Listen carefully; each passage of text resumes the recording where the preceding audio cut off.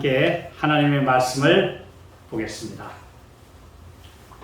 마가복음 4장 28절 우리 함께 말씀을 읽겠습니다. 시작. 땅이 스스로 열매를 맺되 처음에는 싹이요 다음에는 이삭이요 그 다음에는 이삭의 충실한 곡식이라. 땅이 스스로 열매를 맺는다. 스스로라는 말이 뭐냐? 그 헬라어로는 아우토마테라고 하는데 여기서 나온 영어 단어가 오토매틱, 자동. 땅이 자동적으로 열매를 맺는다. 하나님께서 이렇게 만들어 놓으신 천연 법칙에 의해서 땅은 씨가 들어오면 적당한 수분과 영양 이것들을 제공하면 자연히 싹이 나고 또 자라서 열매를 맺게 되어 있다. 오늘 우리의 마음 토양이 하나님의 백성으로서 가져야 될 기본적인 모든 것들을 갖추고 있다면 말씀의 씨가 들어가면 자연히 싹이 나고 자라나서 열매 맺는 것은 필수 과정이요 오토매틱한 과정이다. 자연스럽게 되는 것이다. 이런 말씀. 만약에 그런데 이 과정이 제대로 진행되지 않는다면 무엇에 문제가 있을까요? 씨에 문제가 있거나 생명이 되는 씨가 들어오지 않았거나 죽은 씨거나 그렇지 않다면 우리 토양이 바싹 메마르거나 너무 영양이 결핍된 그런 이제 토양이거나 또 기온과 여러 가지 조건들이 맞지 않았기 때문일 것입니다. 오늘 하나님께서 우리에게 주시는 좋은 기회들을 우리가 잘 활용하지 않고 이 말씀대로 우리가 살지 않으면 이제 자연스럽게 열매를 맺어야 되는 이 과정을 우리는 겪지 못하게 됩니다. 그래서 오늘 우리 함께 말씀을 나누고자 하는 제목은 기본에 충실하라. 제가 어렸을 때 우리 어른들이 자주 그런 말씀하세요. 야, 너 그런 식으로 살면 싹수가 노래. 싹수가 노랗다는 말이 뭐죠? 너 그래가지고는 기본부터 싹이 노랗고 영양 결핍이 되어 있으면 너 그래가지고 어떻게 올바른 인재가 될래? 그래서 그 녀석 하는 짓 보니까 싹수가 노래. 이런 말을 하도 많이 들어서 싹수가 노란 게 뭐냐? 나중에 두고 생각을 좀 많이 했어요. 근데 우리 돌아가신 할머니가, 외할머니께서 어떤 아이를 보고 그가 공부 잘하면 야, 그 녀석 꽤 운방져. 그래요. 운방지다는 말이 뭐냐? 아주 싹이 튼실하다 이 말이죠. 아주 좋은 싹이다. 그럼 싹부터 노란 싹이 나올 수도 있고 아주 운방지고 튼실한 그런 싹이 나올 수도 있습니다. 굉장히 중요한 문제죠. 네. 근데 오늘 하나님의 백성으로 우리가 발을 디딘 이상 싹수가 노래서는 안 돼요. 왜 싹수가 노래입니까? 왜 영양실조가 걸려서 운방진 그런 싹이 나오지 못하고 비실비실한 싹이 나오고 말하느냐? 그것은 우리 자체 내에서 말씀과 영양에 대한 흡수력이 떨어졌기 때문입니다. 흡수하지 않기 때문이에요. 히브리서 6장에 보면 땅이 그 위에 내리는 비를 잘 흡수하여 이제 아름다운 열매를 내면 거두어짐을 받고 그렇지 않으면 버림받으리라. 그러니까 오늘 우리 토양이 하나님께서 주시는 은혜, 사랑, 말씀, 아름다운 분위기, 영적인 교훈들 이런 것들을 흡수하는 마음인가 아니면 거부하는, 그래서 영양 결핍에 걸리는 그런 싹이 되고 마는가, 하는 것은 전적으로 우리의 마음밭에 달려있는 거예요. 하나님께서는 우리에게 필요한 모든 것들을 제공해 주시기 위해서 모든 것을 주셨어요. 그래서 내가 극상품 포도나무를 심고 사물로 두르고 땅을 파고 거름을 주고 또 잡초를 뽑고 다 해 주었는데 열매는 너희들이 몫이다 이거예요. 왜? 오토매틱 자동으로 해야 되는데 자동으로 열매를 맺어야 되는데 들포도를 맺거나 열매를 못 맺은 것은 분명히 그 토양의 문제, 마음의 문제이다 라는 말씀을 해주고 계시는 것입니다. 그래서 하나님의 백성들은 정말 기본적으로 충실한 싹으로 충실한 이삭까지 잘 우리 자라나서 열매를 맺으려면 이 말씀은 흡수력이 있어야 돼요. 영양을 흡수해야 합니다. 근데 똑같은 한 나무에서 자란 열매도 어떤 것은 이제 비실거려요. 어떤 것은 아주 잘 열매를 맺느냐. 그 식물학자들이 조사한 바에 의하면 보통 사과를 예를 들면 상품까지 자라나는 열매는 5%라고 합니다. 그러니까 사과가 만약에 10,000개가 한 그루에 달리면 결국 나중에 수확해서 상품으로 담기는 사과는 500개. 예. 만약에 100개의 열매가 맺혔으면 거기에서 5개만 사과로서 상품이 제가 전에 수박을 심어봤는데요.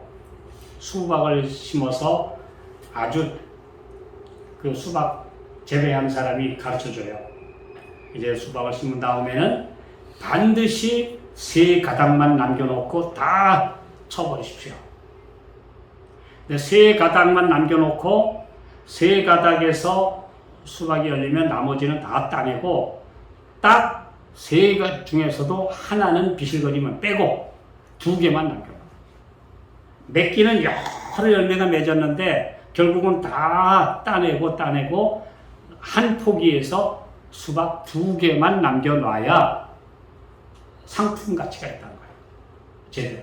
근데 그런 손질을 안 하면 나중에 어때요? 수박이 아니라 요만한 작은,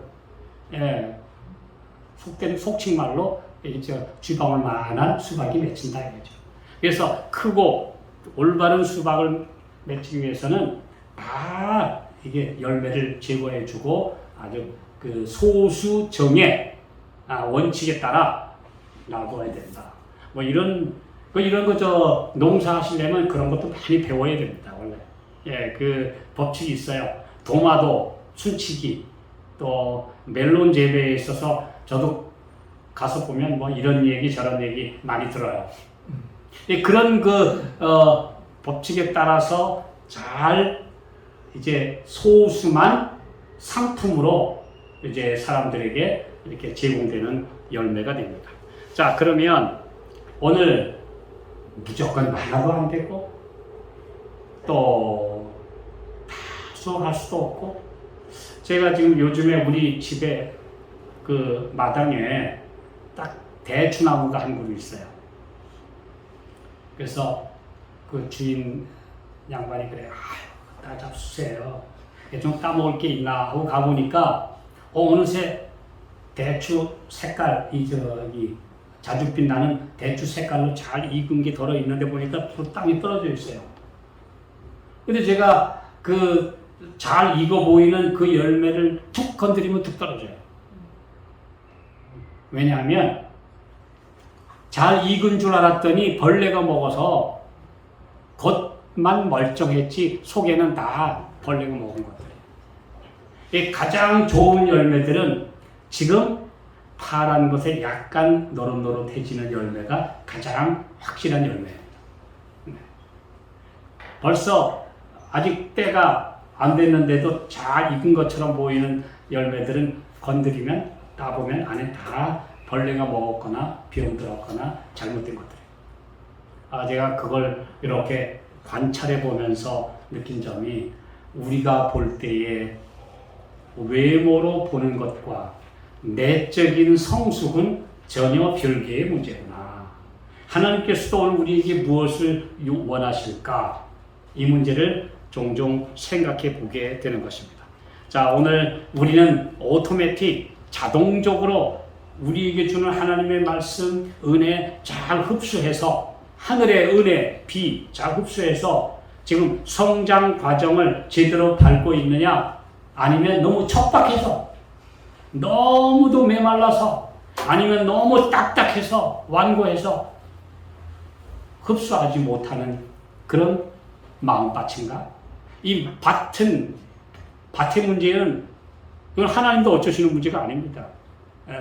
이건 내 마음밭에서 돌을 제하고 이제 토양을 늘 부드럽게 갈고 내 묵은 밭을 기경하라, 갈아엎어라, 그런 말씀을 늘 하시는 거예요. 그래서 오늘 기본에 충실하라. 하나님의 백성이 된 초기부터 오늘 우리는 정말 하나님의 백성답게 신실한가? 아닌가? 참 제가 평생 신앙하면서 여러 사람들을 본 바로는요, 처음 나왔을 때부터 그 사람이 많이 배웠든 많이 가졌든 가난하든 이거 관계없어요. 전혀 관계없어요. 나와서부터 적극적으로 참여하고 말씀을 듣고 자기가 배운 대로 실천하고 하는 사람은 영적으로 바르게 성장하는 모습을 봐요. 근데 10년이 가도 초신자가 있어요. 20년이 됐는데도 툭 하면 삐져서 안 나와. 툭 하면 꼬투리 잡아가지고 누구하고 원수죠. 툭 하면 안 해. 그리고 빌거려. 신앙생활. 왜 그렇게 되었는가? 제가 그분들을 보면서 말씀을 보니까 신앙생활 초기부터 하나님께서 하라고 하신 대로 신실하게 수행하고 순종하는 사람들은 성장합니다. 근데 하라고 하신 말씀대로 안 해요. 말씀 공부하세요. 그러면 열심히 공부하고, 기억절도 좀 암송하십시오. 그러면 좀 떠듬거리더라도 좀 외우고. 제가 오래전에 강원도 탕마루천에 있을 때 학생반을 했어요. 근데 이제 또 우리 옆에 또 작은 분교 하나 개척해서 거기 여름에 학생반을 했는데 한 학생이 하나 나왔어요. 영월 공고 1학년에 다니는 한 학생이 여름방학에 집에 와 있다가 학생반 모임에 어떻게 왔어요. 근데 이 아이가 꽤 열심히 와요. 그래서 우리 이번에 동해안에 우리 야영회가 있어서 학생들 데리고 가는데 같이 갈래요? 그랬더니 갈게요. 그랬더니 얘가 따라갔어요. 우리 학생들 데리고 가는데 이 처음 나온 공고 1학년 학생이 따라갔어요. 근데 거기 갔는데요, 다른 사람들은, 학생들은 좀 장난도 하고 낮에 말씀 듣는데 좀 지루하니까 좀 저쪽으로 가기도 하고 하는데 이 학생은 얘가 열심히 들어요. 그러더니 이 강사님이 학생들에게 우리 기억절 암송하시는 분들은 내일 아침에 시간에 기억절을 외우시기 바랍니다. 그러면 제가 기념품 하나씩 드리겠습니다. 그런데 그 다음날 보니까 이 교회 나온 지 열흘도 안 된 이 학생이 그 다음날 기억절 암송하는데 용감하게 일어서더니 나와가지고, 내가 옆에서 보니까 좀 명구스러워요. 제대로 외우질 못해가지고 그냥 쩔쩔쩔쩔 매는 거야. 막 틀려가면서. 그래도 외우느라고 나간 그 용기가 가상해요. 그래서 얘가 그래도 신실하구나. 근데 혹시 얘가 이제 여름 방학을 마치고 학교에 가게 되면 그 영월 공고인데 그곳에 있는 교회 학생반에 잘 나갈까? 제가 이제 잘 안내를 해주고 보냈어요. 그리고 소식을 잊었어요. 그 다음에는 만날 기회가 없었어요. 제가 떠났으니까. 그런데요, 꽤 오랜 후에 어느 날 어디서 만나는데 한 젊은이가 와서 인사를 하더니, 안녕하세요. 누구야? 인사. 저 신학 갔어요. 그래? 반가워. 이제 얼마나 그 신실하게 살더니, 이제 나중에는 신학과 가서 공부를 했어. 지금, 한국연합회 보건복지부장입니다. 그런데 제가 그 학생을 보면서 처음 나왔을 때부터 비록 서툴고 아주 연약하지만 뭔가 신실하게 따라하려고 하는 모습, 뭔가 말씀을 듣고 금방 반응하는 그런 모습. 그래서 싹이 좋다.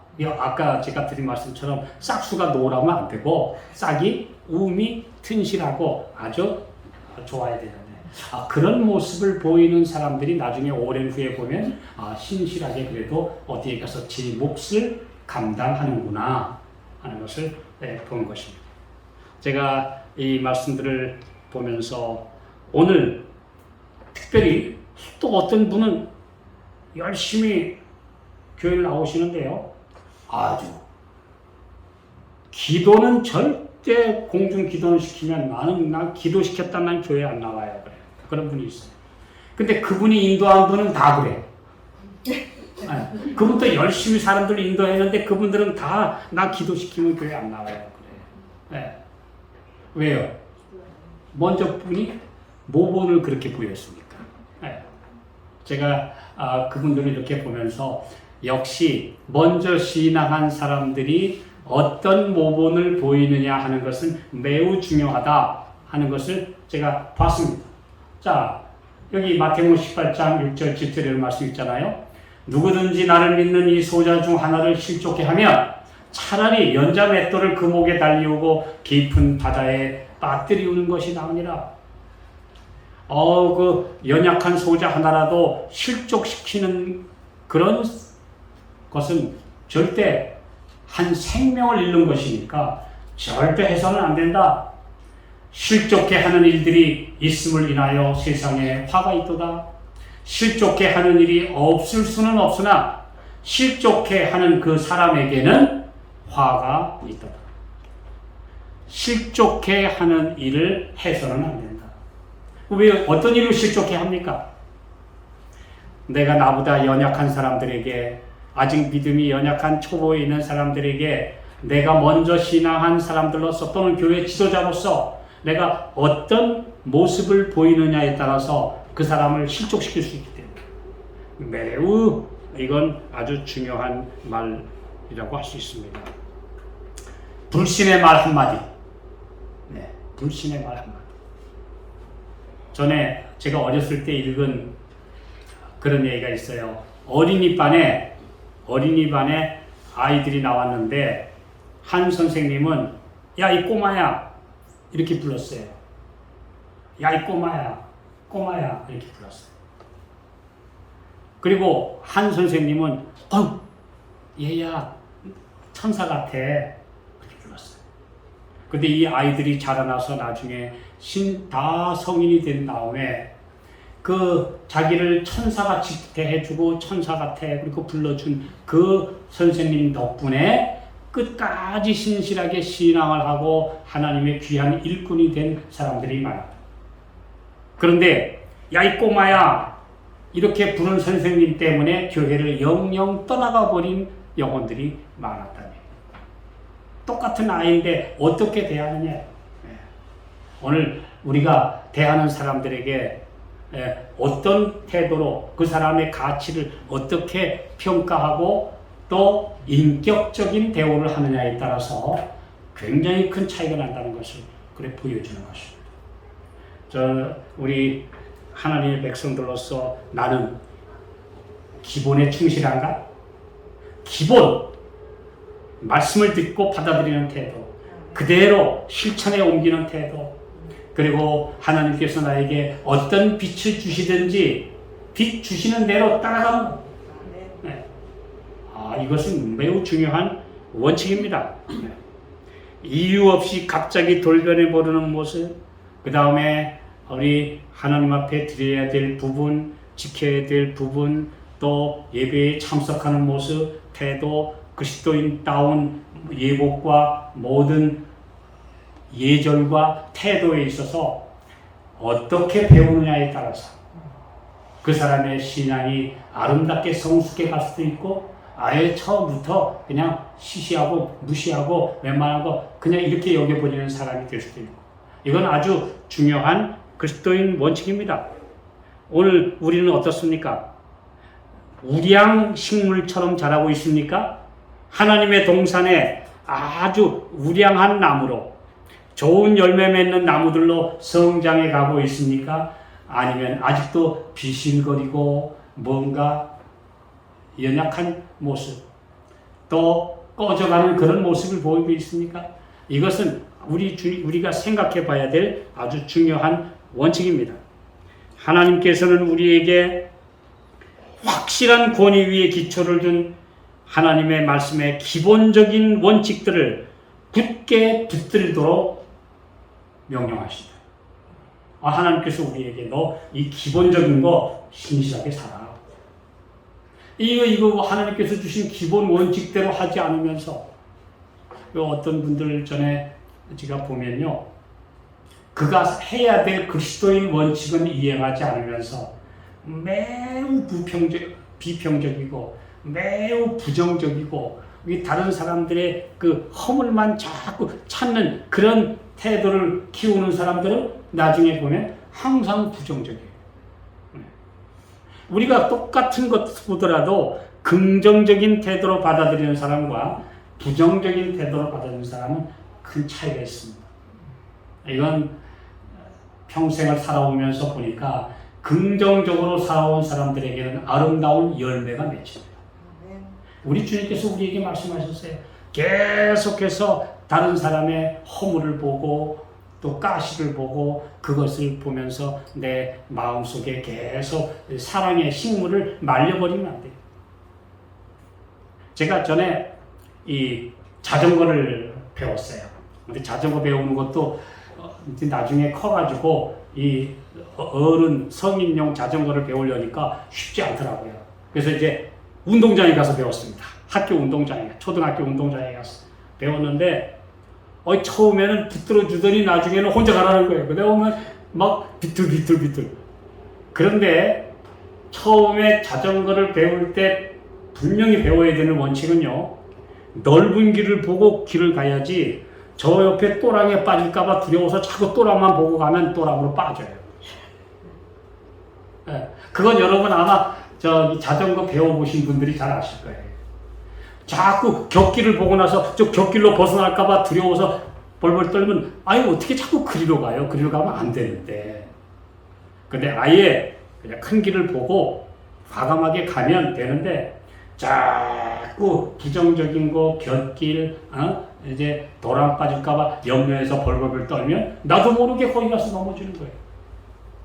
그거 아마 자전거를 배워보신 분들은 아마 그런 경험이 있을 겁니다. 오토바이나 이런 거 배워보시면.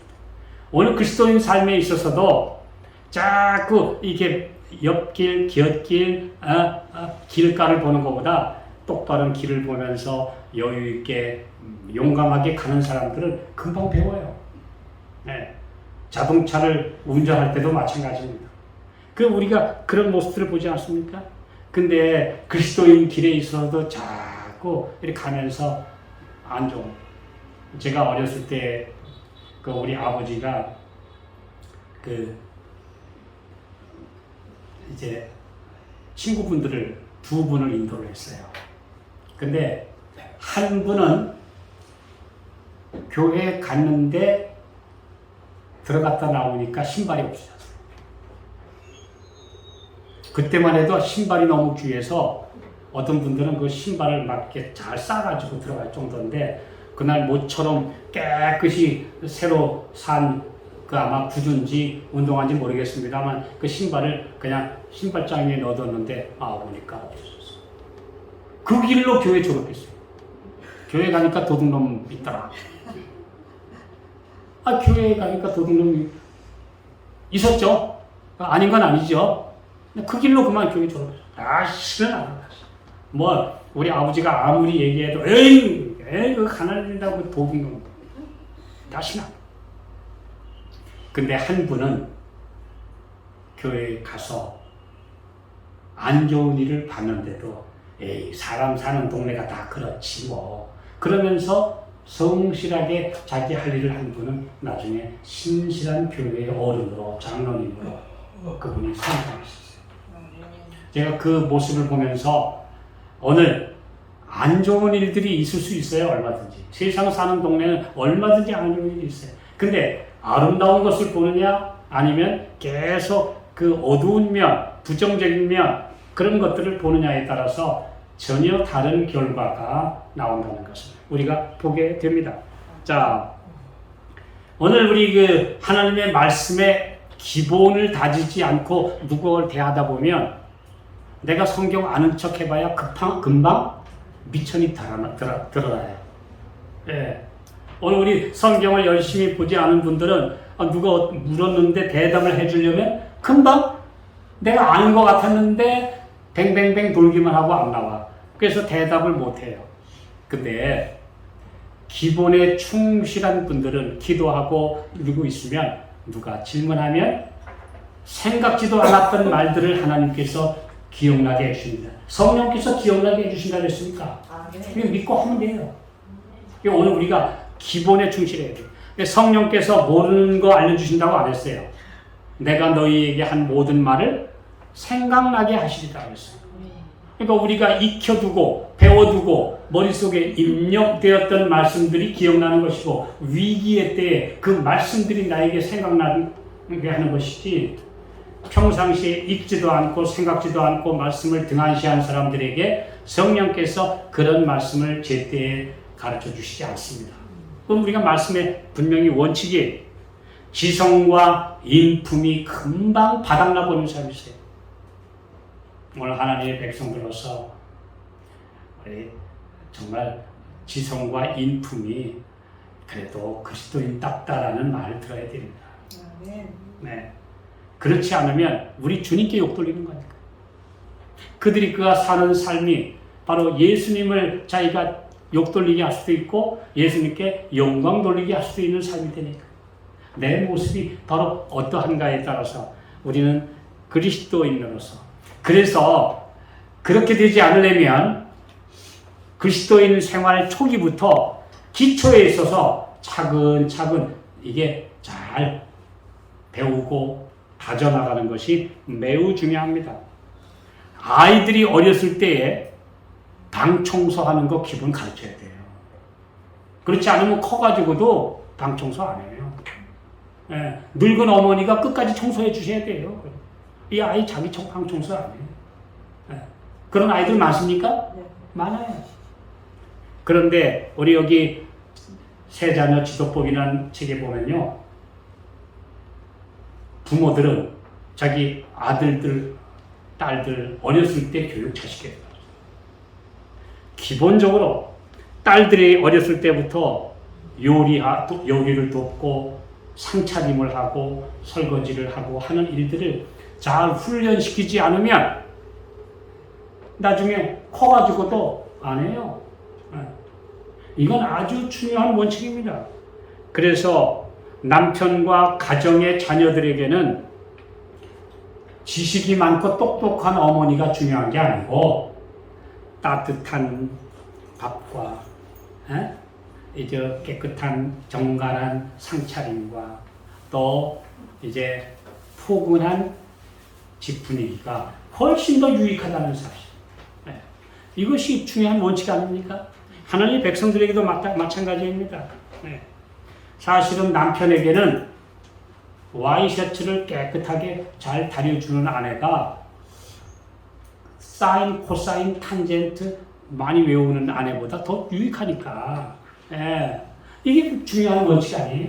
하나님의 백성들로서 우리는 어떤 원칙 하에 살고 있는가? 이렇게 우리에게 말씀하고 계시는 것입니다. 디모데전서 4장 12절에 있는 말씀을 보겠습니다. 시작. 누구든지 내 연소함을 업신여기지 못하게 하고 오직 말과 행실과 사랑과 믿음과 정절에 대하여 믿는 자에게 보이리라. 오늘 바울은 그의 후계자라고 하는 디모데에게 네 연소함을 업신여기지 못하게 하라. 젊지만 함부로 깔보지 못하게 처신하라. 그래서 특별히 모든 신자들에게 말과 행실과 사랑과 믿음과 정절에 대하여 본이 되라. 세상 사람들의 본이 아니라 먼저 신자들 앞에 본이 되라. 이렇게 말씀하고 있습니다. 오늘 옛날에 우리 어린이 책에요. 여왕을 만난 소년이라는 이야기 책이 있었습니다. 제일 메인 스토리가 뭐냐 하면 옛날 인도에 한 여왕이 후계자가 없이 늙어가니까 안 되겠다. 그럼 이제 내 후계자를 이제 찾아야 되는데, 그래서 이 여왕이 하루는 생각을 했어요. 저 산골까지 아주 대래 부모가 없는 아이들 중에서 좀 착하고 똑똑하고 이런 학생들을, 어린이들을 다 왕궁으로 초대를 해라. 그래서 왕궁에 초대를 했습니다. 이제 아이들이 왕궁에 잔뜩 초대받아 왔어요. 이 아이들에게 이제 오늘 식사를 하고 이제 오늘 여러 가지 이야기를 해주면서 이 아이들을 내가 보겠다. 이 아이들이 뭐 진짜 산골, 시골, 촌에서 자란 아이들이 이제 의리의리한 왕궁에 초대받아 왔습니다. 근데 여왕은 이 아이들 식탁을 이렇게 다니면서 아이들을 유심히 관찰했어요. 그 중에 한 아이가 눈에 띄었어요. 이 아이는 내가 왕궁에 가면 예법도 모르고 아무것도 모르는데 내가 할 게 뭘까 하고 생각하다가 이 어린 아이는 여왕님이 하는 대로 따라한 거예요. 여왕님이 때가 됐으면 식사를 드시기 시작하면 나도 들고, 그분이 놓으면 이렇게 하고, 그분이 이렇게 하면 나도 따라하고, 그 다음에 그냥 어떤 아이들은 뭐 정신없이 뭐 이렇게 막 먹고 아무거나 막 만지고 하는데, 아니야, 저분이 하는 대로 내가 따라하는데, 그래야 이 왕궁에 와서 예절에 내가 문제가 없어. 그렇게 배운 아이. 아마 이 아이는 부모로부터 교육을 잘 받았거나 옛날에, 아니면 본인의 아마 지성으로 그렇게 했을 거예요. 누가 선택됐겠습니까? 뭐 보나 마나죠. 네. 그래서 결국 그 수많은 어린이들 중에서 이 소년이 왕의 후계자로 선택되었다고 하는 이야기를 어렸을 때 읽은 기억이 있습니다. 오늘 하나님의 백성들은 어떨까요? 예수 그리스도를 믿고 따르는 성도들은 괴팍하고 성질 고약하고 불쑥 화를 내는 그런 사람들이 되지 않도록 항상 우리 주님을 기억하면서, 주님, 저를 트레이닝 시켜주십시오. 저를 다듬어 주십시오. 제 모난 것들을 깎고 다듬어 주십시오. 라고 기도해야 합니다. 기도와 자제 훈련으로 고쳐야 됩니다. 예. 술을 끊기 위한 노력 이상으로 못된 성벽을 깨뜨리고 온유 겸손을 배워야 합니다. 이것이 그리스도인 훈련 과정입니다. 그러므로 기본에 충실한 것, 그런 사람들 하나님께서는 찾고 계십니다. 운동 선수들에게 있어서 제일 중요한 게 뭐죠?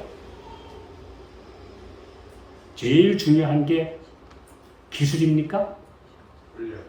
아닙니다. 제가 많은 이 칼럼이나 기사를 보면요, 아무리 똑같아요. 뭐 축구를 하든 배구를 하든 야구를 하든 탁구를 하든 투기를 하든 뭐 하든 운동 선수들에게 있어서는 기술보다 제일 중요한 건 기본적으로 기본 체력이에요. 기본 체력이 약하면, 다지지 않으면 아무리 기술이 있어도 그것은 오래 버티지 못해요.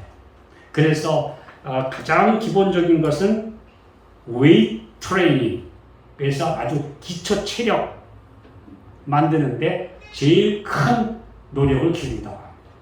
그래서 기본 체력, 그 다음 두 번째가 기본기. 기본적인 기술이 없으면 아무리 그가 우수한 체력과 모두 갖춰도 아무 소용이 없기 때문에 하나님의 백성들에게도 이 가장 중요한 건 영적인 체력이 있어야 됩니다. 네. 그 다음에 하나님의 백성다운 기본기 이 두 가지가 갖춰진 후에 뭐 빠르기, 순발력, 뭐 기술, 시야, 판단력 뭐 이런 것들이 그 다음에 이제 더해지는 것이죠.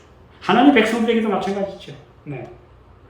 그래서 제가 그 읽은 이야기 중에 도산 안창호 선생님이 독립운동을 하면서 보니까요. 이건 독립을 시킬 만한, 독립을 쟁취할 만한 여건이 너무 부족하다는 걸 깨달았어요.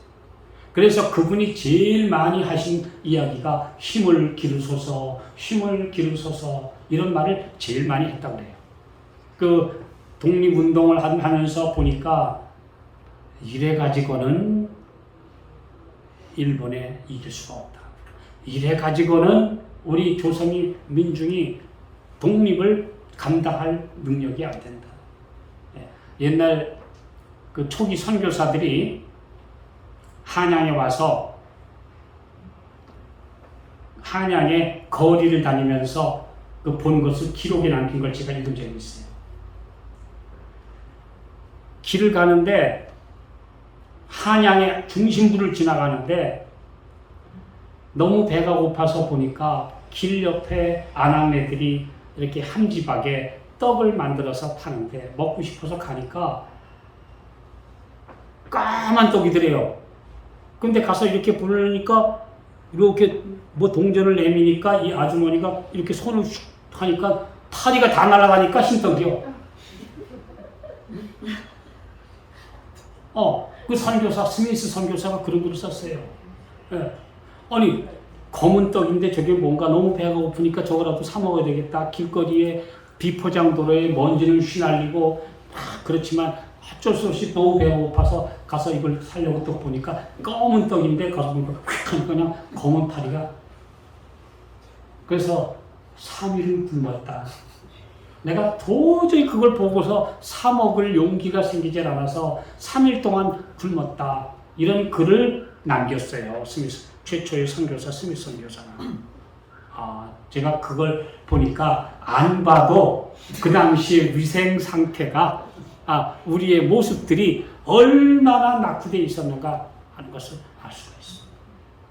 이런 상태에서 그런 위생 상태에서 어떻게 질병이 안 걸리겠으며 또 그렇게 깨이지 못한 민중들에게 어떤 도덕심이나 지성이 그렇게 존재할 수 있겠습니까? 그러니까 기본 체력이 없는 사람들은 그렇게 힘없게 무너질 수밖에 없습니다.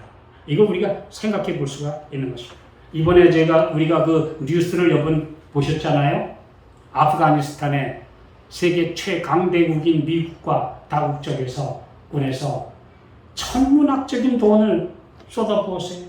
20년 동안 무려 미국이 2,700조 원, 이거 뭐 감히 상상도 못할 돈을 쏟아붓고 자금도 쏟아붓고 군대를 주둔시키고 했는데도 미국이 두 손 털고 나갈 수밖에 없었던 것은 너무 부패했기 때문에, 스스로 일어설 수 있는 능력이 안 됐기 때문에, 도와주는 돈은 다 부패한 자들의 수중으로 다 들어가 버리고 그 나라를 바로 운영할 만한 도덕적, 정신적 능력이 부족한 인간들이 권력을 쥐고 있었기 때문에 결국 아프간은 탈레반에게 굴복하고 만 것이다. 이거 정말 우리가 생각해 봅니다. 그럼 하나님께서 이스라엘 백성들을, 히브리 노예들을, 이건 더군다나 또 정상인도 아니고 노예 생활하던 사람들을 불러내서 가나안까지 데려가신다니까 누가 제일 필요했겠어요? 지도자. 이 지도자 한 사람 만드는데 하나님께서 80년 투자하셨어요. 80년. 왜냐하면 어중이 떠중이 문제가 아니라 지도자 한 사람이 가장 중요했기 때문에 그 한 사람을 양성하기 위해서 80년을 하나님께서 기다리시고 투자하셔서 드디어 모세가 준비되자 글을 쓰셨어요. 그 외에도 하나님께서는 그를 도울 만한 갈렙과 여호수아와 이런 지도자들을 돕게 하셨어요. 이런 사람들이 없었더라면 출애굽은 불가능해요. 가나안에 갈 수 없었기 때문에. 오늘 하나님의 말씀 연구, 교과 공부, 우리 출석, 그 다음에 헌금, 또 하나님의 백성들의 교제, 그리고 대인관계, 이런 모든 것 기본에 충실한 하나님의 백성들이 되시기 바랍니다. 네. 그것이 바로 오늘 우리를 붙들어주는 강한 힘이요, 또 다른 사람들에게 빛이 되는 모습이에요. 네. 아름다운 열매를 맺는 비결이기 때문에. 말씀 읽고 마치겠습니다. 마태복음 18장 7절 읽었고요. 베드로전서 2장 21절 시작. 이를 위하여 너희가 부르심을 입었으니 그리스도도 너희를 위하여 고난을 받으사 너희에게 본을 끼쳐 그 잡취를 따라오게 하려 하셨느니라. 그 잡취를 따라오게 하려 하셨느니라. 또 한 말씀. 히브리서 12장 13절 시작. 너희 발을 위하여 곧은 길을 만들어 저는 다리로 하여금 어그러지지 않고 고침을 받게 하라. 곧은 길을 만들라. 내 뒤를 따라오는, 내 뒤에 오는 사람들에게, 나의 후배들에게, 나보다 신앙이 여린 사람들에게 울퉁불퉁한 길을 제시하지 말고 곧은 길을 만들어 제시하라. 그래서 그들이 따라올 길을 만들라. 오늘 하나님의 백성들로서 싹수부터 튼실하고 아주 영양가 있는 그런 건강한 싹으로 자라나서 아주 건강한 하나님의 정원의 나무로 자라나서 귀한 열매를 맺기 위해서 오늘 기본에 충실하고 하나님의 백성들의 기본기를 갖추고 모든 면에 신실한 모분이 되는 하나님의 백성들, 그들을 주님으로 원하십니다. 그러한 모든 주의 자녀들 되시기를 바라면서 말씀 마치겠습니다. 하늘에 계신 아버지, 우리로 하나님의 백성으로서 가야 될 모든 기본 원칙에 충실하고, 그래서 아름다운 열매, 상품의 열매를 맺는 귀한 나무들, 귀한 곡식들이 되게 해 주시옵소서. 예수님의 이름으로 간절히 기도하옵나이다.